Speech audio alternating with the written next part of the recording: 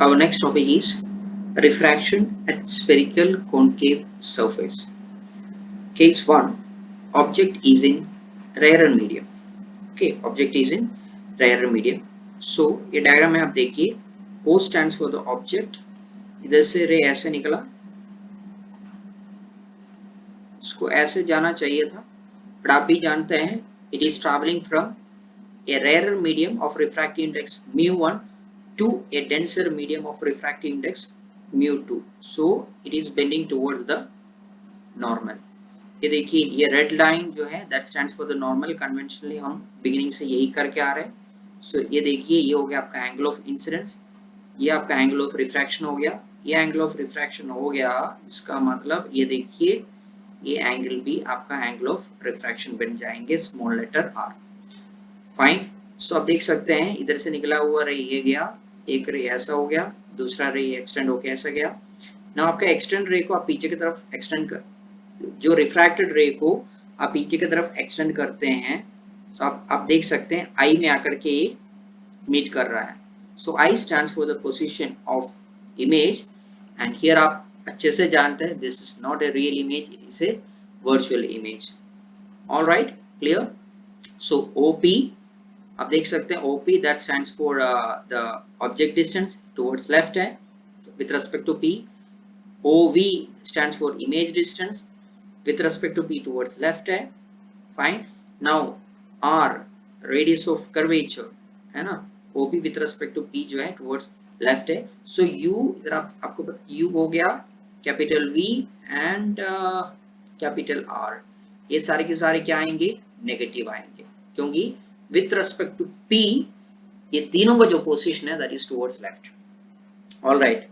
जैसे हम इसे पहला वाला डेरिवेशन में करके आ रहे थे, सबसे पहले हमें I और R का जो वैल्यू है that we need to find out in terms of alpha, beta and gamma.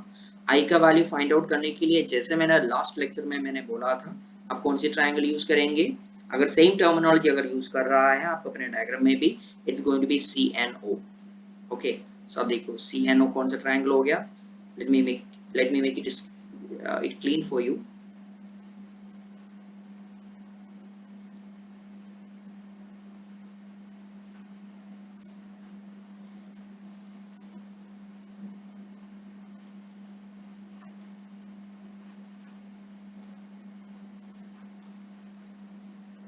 सबसे पहले triangle CNO. So this is going to be that triangle है ना, CNO. इसके देखिए CNO आ गया, बड़ा क्लियर है. इन दोनों का समेशन बराबर ये होगा, that is gamma plus I equal to alpha होंगे. इसमें से I का वैल्यू क्या आएगा, alpha minus gamma. Equation number 1. अब नेक्स्ट के लिए आप कौन सा ट्रायंगल उठाने वाले हैं, CNI. पहले देखते हैं CNI इधर.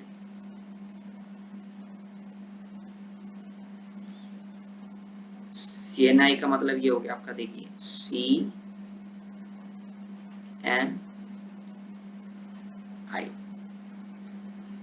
है ना, इसका मतलब gamma R equal to beta होने वाले हैं. यू कैन चेक, देखिए वही बनाया हुआ है CNI gamma plus R equal to beta. तो R का वैल्यू क्या आएंगे, beta minus gamma. Equation number 2. इधर आप देखिए क्या हो रहा था, light was travelling from mu1 to mu2. It was travelling from mu1 to mu2 है ना. तो sin I upon sin R क्या होंगे, it was travelling from 1 to 2, इसलिए mu2 by mu1. That means I times mu1 equal to R times mu2 होगा है ना. I times mu1 equal to R times mu2. ये equation आपको भी नीचे दिखाई देंगे. I times mu1 equal to R times mu2. Now what next, इसमें I और R इनका वैल्यू सब्स्टिट्यूट करना है. I का वैल्यू हमारे पास था already, what was that, alpha minus gamma. R का वैल्यू क्या था, बीटा माइनस गामा. तो हम ये दोनों वैल्यू आई और आर का वैल्यू इस पे सब्स्टिट्यूट करेंगे। दैट मीन्स हमारी इक्वेशन क्या बन जाएगा, हमारी इक्वेशन बन जाएगा mu2 times beta minus gamma equals mu1 times alpha minus gamma. समझ गए होंगे? ये हमने क्या किया, आई और आर का वैल्यू इस इक्वेशन में सब्स्टिट्यूट किया, प्रीवियस इक्वेशन में आई और आर का वैल्यू सब्स्टिट्यूट किया। Now what we have to do, alpha beta and gamma, इसका वैल्यू इस ट्रायंगल से सब्स्टिट्यूट करेंगे। ये ट्रायंगल ऊपर वाला डायग्राम से आया, पता है ना? ओके, अब आप देखिए अल्फा का वैल्यू क्या आने वाले हैं, nm अपॉन ओएम, बीटा का वैल्यू क्या आने वाले हैं, nm अपॉन im, ये तो आपको पता पड़ गया होगा, है ना? गामा का वैल्यू क्या आने वाले हैं, nm अपॉन cm। अप्रोक्सीमेशन में क्या हो जाएंगे, ओएम क्या हो जाएगा, ओपी, im क्या होगा, ip, cm क्या होगा, cp। वही आपको ये नेक्स्ट स्टेप दिखाई देगा। Okay, now what you are going to do is alpha beta gamma को, ये जो स्टेप में अल्फा बीटा गामा है उससे आप रिप्लेस करेंगे। ओके, सो बीटा रिप्लेस हो गया nm अपॉन ip से, गामा रिप्लेस हो गया nm अपॉन cp से, कहाँ भी दोनों जगह गामा रिप्लेस हो गया, और अल्फा रिप्लेस हो जाएंगे nm अपॉन op से। ऑलराइट, मैं आपको ऑलरेडी बोल चुका हूँ डायग्राम में ऊपर, फाइन, ये ओपी आईपी सीपी सबके वैल्यू क्या होने वाले हैं, नेगेटिव होने वाले हैं। ओके, उस पे आने से पहले एक बार एनएम कैंसिल हो जाएगा हर जगह, म्यू2 अंदर आएंगे, सो म्यू2 देखिए इधर म्यू2 अंदर आया, राइट हैंड साइड में म्यू1 अंदर आ गया।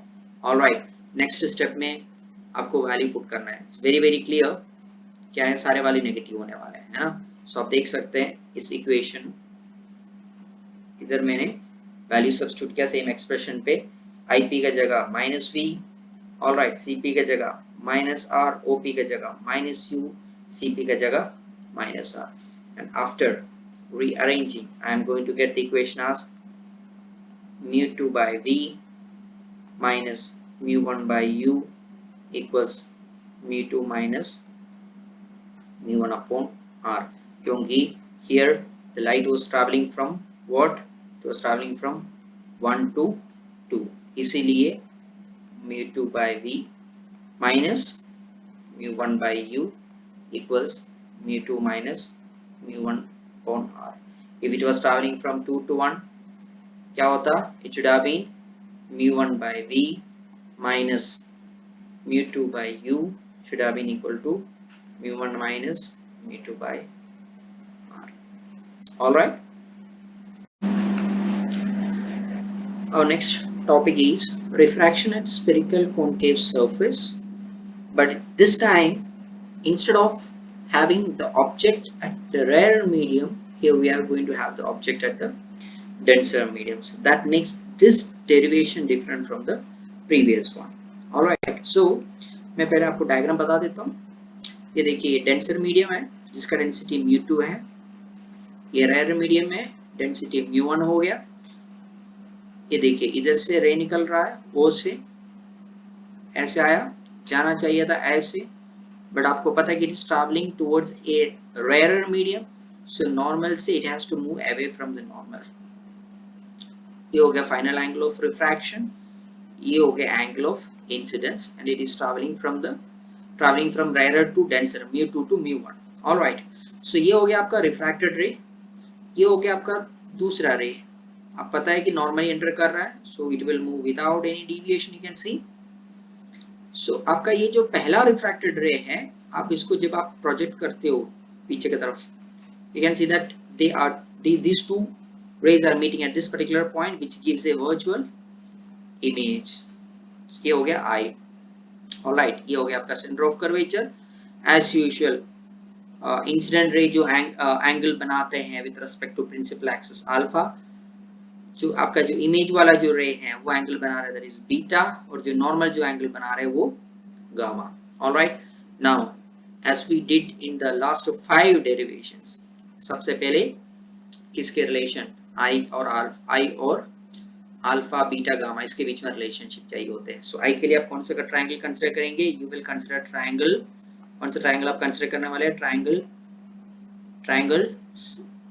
आई है ना, इमेज बोले तो CN, सॉरी CNO, है ना, एंगल आई का रिलेशनशिप निकालने वाले, that means object triangle C N O. आप देख सकते हैं ट्रायंगल सी एन ओ, इसमें ऐसा आप देखिए क्या आएंगे, alpha plus gamma equal to I बनने वाले। सो डायरेक्टली आपका इक्वेशन नंबर 1 आ गया इधर, isn't it?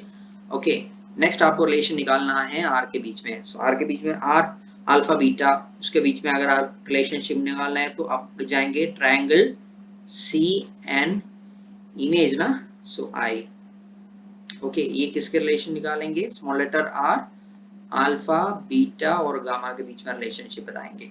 ये देखिए इधर क्या आएगा आपका गामा प्लस, डायग्राम में देखो आप, gamma plus beta equal to small letter R बनेंगे। ये हो गया आपका equation number 2। So equation number 1 and equation number 2। All right, इधर आपको पता है रे कहां से किस तरफ जा रहा था, रे was travelling from mu2 to mu1 जा रहे थे, है ना, या it was travelling from mu2 to mu1। आपको एक बार दिखा देता हूं, because it was travelling from denser to rare medium, so it was travelling from mu2 to mu1। So I और R के बीच में रिलेशनशिप क्या आएगा, देखो इधर भी मैंने डायग्राम दिखा रखा है, it was travelling from mu2 to mu1। So क्या होगा, sin I upon sin R equals mu1 by mu2। Approximation में I times mu2 equal to R times mu1। Okay, now अब हमें क्या चाहिए, I का वैल्यू और R का वैल्यू ऊपर से चाहिए। What was the value for I, देखिए I का वैल्यू था, I का वैल्यू क्या था, I का वैल्यू था gamma plus alpha. So I was equal to gamma plus alpha and small letter r का वैल्यू क्या था, पर देखिए r का वैल्यू क्या है, gamma plus beta, gamma plus beta. ये i का वैल्यू हम इधर सब्स्टिट्यूट करेंगे तो क्या हो जाएगा, mu2 टाइम्स i की जगह हो जाएंगे alpha plus gamma equals to mu1 times r की जगह क्या हो जाएगा, gamma plus beta. All right, now we need to get the value of alpha, beta and gamma। Start करते हैं, सबसे पहले अल्फा। देखिए अल्फा इक्वल टू क्या हो जाएगा, alpha will be equal to N M upon O M. Approximation में क्या हो जाएंगे, N M upon O P. Beta क्या हो जाएगा, N M upon I M, है ना। अप्रोक्सीमेशन में क्या होगा, N M upon I P. Next gamma क्या होगा, N M upon C M, right. Approximation में N M upon C P. Fine, अब हमें क्या करना होता है, ये जो एक्सप्रेशन है इस पे हमें अल्फा बीटा और गामा का वैल्यू सब्स्टिट्यूट करना है। देखिए हम सब्स्टिट्यूट करेंगे कैसे, mu2 टाइम्स अल्फा की जगह क्या होगा, N M upon O P plus gamma का जगह N M upon C P equals mu1 times again gamma N M upon C P plus beta N M upon I P. ठीक है, अब आप पता है क्या होता है, इधर ये कट जाएंगे और mu2 जो है अंदर चला जाएगा। सो क्या होगा, mu2 times OP plus mu2 times CP equals mu1 times CP plus mu1 times IP। Okay, अब नेक्स्ट स्टेप क्या है, नेक्स्ट स्टेप में हमें ये OP CP IP का वैल्यू निकालना है। अब OP ये हो गया P आपका, राइट, ये P। OP बोलते टुवर्ड्स लेफ्ट है, so it's going to be minus of U। All right, now PI ये भी टुवर्ड्स लेफ्ट है, so it's going to be minus of v. pc towards right है, is going to be plus r. अब आपको ये substitution करना है. All right, सो अब क्या लिखेंगे, mu2 times as I said op. op क्या है, माइनस ऑफ u.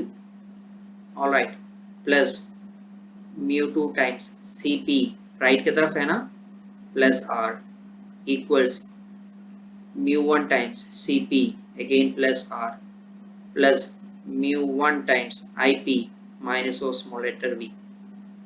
ओके, अब हमारा नेक्स्ट स्टेप क्या होता है, नेक्स्ट स्टेप ये होता है हमें u और v का टर्म एक साथ लिखना होता है और r का टर्म दूसरे साइड में लिखना होता है. All right, now what I am going to do is, आप देखिए मैं इसको इधर ले आ रहा हूं और ये राइट की तरफ जा रहा है. This is what going to happen. तो क्या हो जाएगा, this will become mu1 upon v minus mu2 upon u equals mu1 upon r minus mu2 upon r. rearrange करेंगे. so how I am going to get the final expression, I am going to get the final expression as, देखिए mu1 by v minus mu2 by u equals mu1 minus mu2 by r, क्योंकि here it was traveling from 2 to 1, that is it is mu1 minus traveling from 2 to 1. I hope you got it.